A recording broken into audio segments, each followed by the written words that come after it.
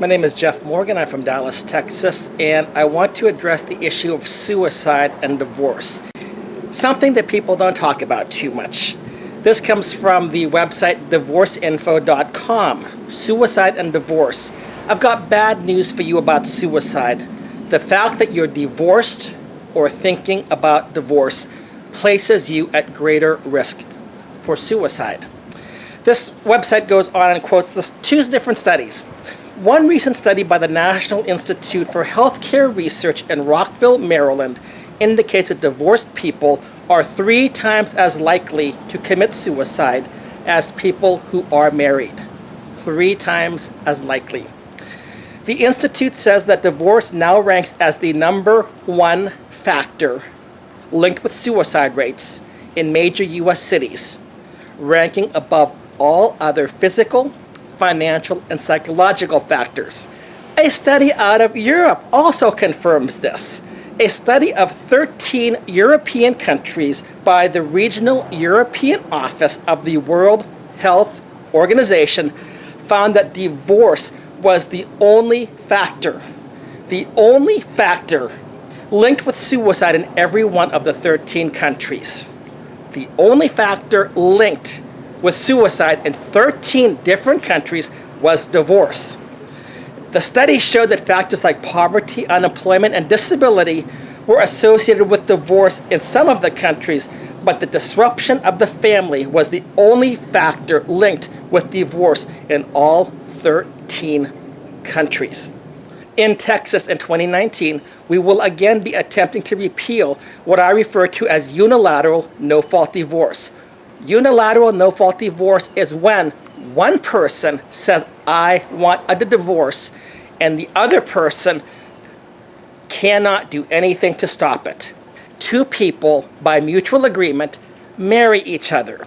They enter into a marital contract, and yet one person gets to dissolve that contract for any reason or for no reason, or to cover up his or her own misdeeds in the marriage.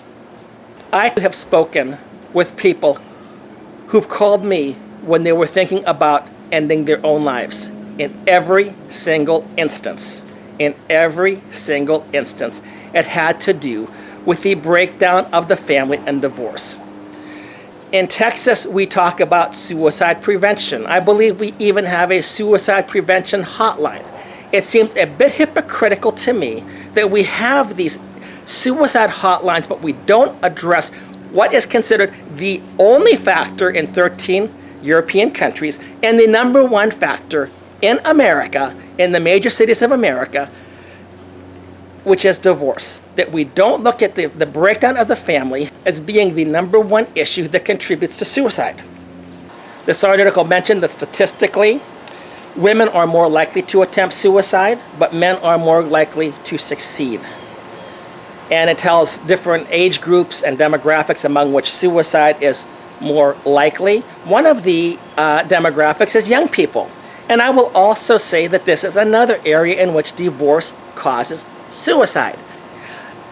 Some young people respond with suicide to divorce either because of the pain that they're feeling, the isolation, the desperation that they're feeling, or out of revenge to get back at their parents for the pain that they've inflicted upon them.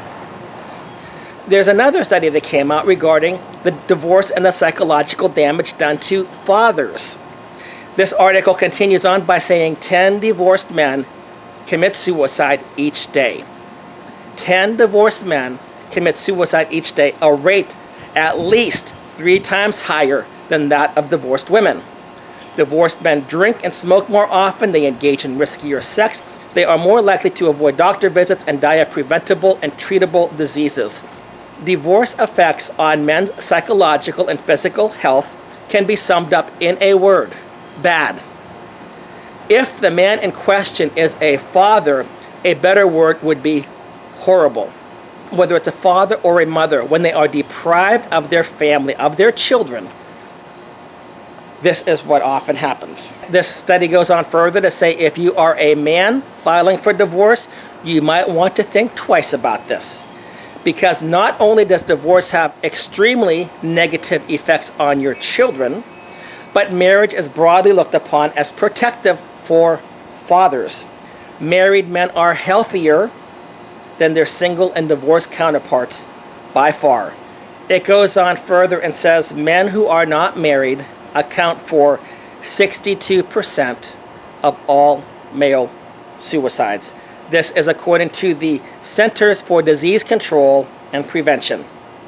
One study in 2004 confirmed that divorced people have higher suicide rates than married peers, and that divorced men are as much as 8 times more likely to kill themselves than divorced women overall.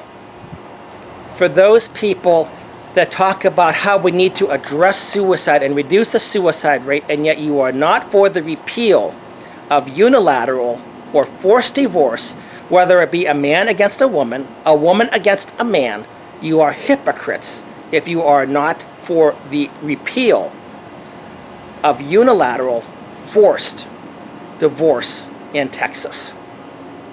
Thank you.